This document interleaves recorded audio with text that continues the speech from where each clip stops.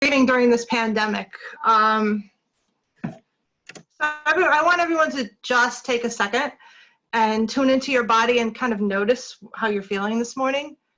I gave you some feelings up there, but I'm sure there's more to it than that. So just kind of take a second and tune into where you are. So during this time of uncertainty, we're all experiencing various levels of grieving. I know we don't really think of it that way, but if you think about it, it could be grieving the life that we had as we knew it, you know, the loss of a job, the hours from that job, the loss of hours as we knew them, like holidays like Easter and Mother's Day. The school routine from our kids or the graduations and proms, all that kind of fun stuff, all that stuff that we were missing. But you need to be kind to yourself and accept the fact that these feelings are normal with any loss, and acknowledge that these losses connect with connecting with others over them. So example, the Facebook pages that have been set up. See if I can get, there we go. The Facebook pages that have been set up to acknowledge these losses and connect with others, like the support group for parents of seniors to adopt seniors and make them feel special. Oh, that's special, Max. In this togetherness that we find peace and support even from 6 feet apart. And even so, these losses also cause an increase of anxiety and stress. These feelings are also normal and you're not alone in them. The terms of anxiety and stress are often used interchangeably, but here's the difference. Stress is what arises when something that we care about is at stake. There we go. Here's the physical responses to stress.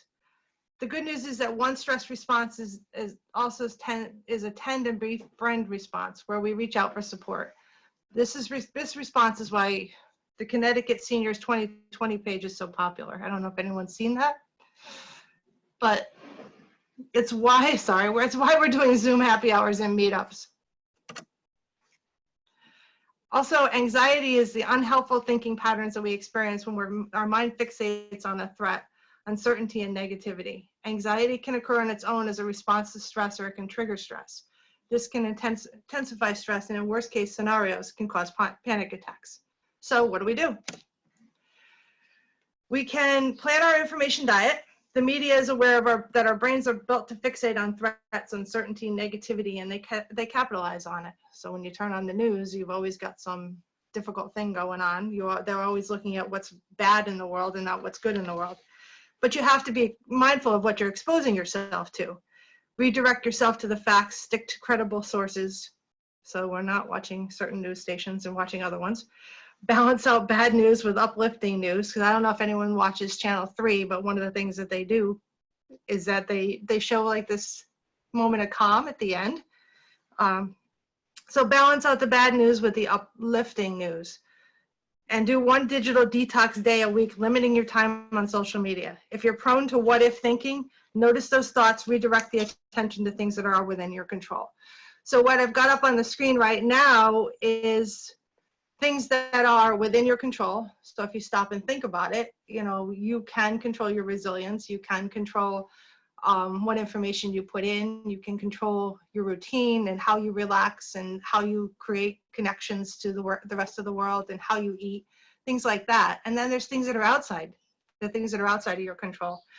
Things like other people's decisions, you know, those people walking around without masks that walk into the store on you. Schools opening or closing, anything like that. So participate in distractive activities such as journaling, jigsaw puzzles, if you can find them, if you can buy them, blogging, decluttering the closet, trying new recipes. I don't know if anyone's seen it, but Babbel has a special right now. So you can learn a language for $159 for a lifetime membership. So I'm trying to learn Spanish. Also, there's apps that you can get for your phone, like Calm for meditation, or Stop, Breathe, and Think, which is a mindfulness exercise. I use it every day. And then maintain structure. Routines increase your sense of control, diffuse feelings of overwhelm. Use a planner, identify your most important tasks, establish goals, and schedule regular breaks. I know it's really difficult. We're all working from home. So it's really hard for us to take a break. We're already here. We, you know, where are we going to go? So it's really difficult to remember that, yes, you do need to have lunch. You do need to get up and leave your computer. You do need to go check in with the other humans that are outside that door. And one thing that I teach my patients, and I teach elders especially, is to start a gratitude practice, to do something, keep a journal by your bed, to write 2 or 3 things that you're grateful for that day. Even on the worst days, you can find something to be grateful for. Sometimes it's hard, but you know, every day there's something you can be grateful for. And then when you're having a really hard time in your life, you can look back on that gratefulness journal and you can see that, you know, there really was a silver lining. There was something that you could be good for. And it's the premise of positive psychology. It works, you know, like I said, really well with older adults and teenagers, to have them really think about the things that are positive in their life. And the last thing that I always tell every patient I work with, I think they're tired of listening to me say it, a regular exercise program. Make sure that they get out there. I don't care if you walk around the block. I tell my patients, I don't care if you walk around the house. Do something. Get outside. I want you to have air. I want you to have vitamin D. I want you outside and getting some kind of exercise. And I don't know about you, but the COVID-15, has anyone heard the term COVID-15? That's a true reality for me. I mean, I've definitely gained weight. I've definitely, have to get out there and, so I've started walking every morning, 6:30 every morning. I'm out there with a friend that we walk for 45 minutes, an hour, something like that. All the gyms have virtual classes. I know the Edge does, I know Planet Fitness does, where you can tap into them. You don't even have to be a member. You can tap right into them and do some kind of class. You can do a yoga, you can do something harder, whatever you need to do.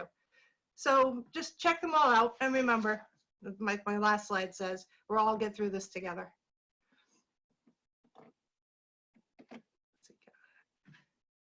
There we go. Okay. Thank you, DawnMarie. You're welcome. Good tips. I